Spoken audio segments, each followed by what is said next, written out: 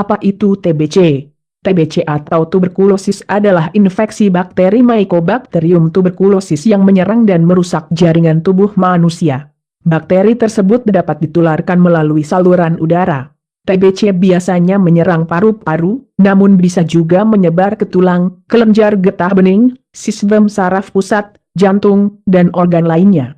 Jenis tuberkulosis yang diderita oleh pasien seringkali merupakan infeksi TBC laten, di mana terdapat bakteri TBC yang tertidur atau belum aktif secara klinis.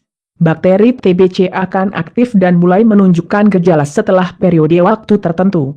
Beberapa minggu bahkan beberapa tahun, tergantung kondisi kesehatan dan daya tahan pasien.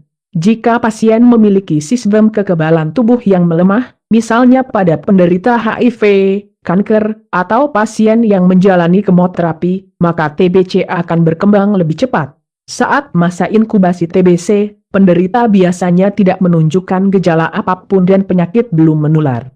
Ketika tuberkulosis sudah berkembang, gejala-gejala pun mulai terlihat. Denatur ada solusi untuk TBC paru Anda. Obat Denatur mengatasi keluhan TBC dengan pengobatan dari bahan alami sehingga aman dan tanpa menimbulkan efek samping. Konsultasikan terlebih dahulu masalah TBC Anda bersama kami via WhatsApp. Telkomsel 0813 9000 3017, XL 0877 3652 7173, Indosat 0858 0255 2015.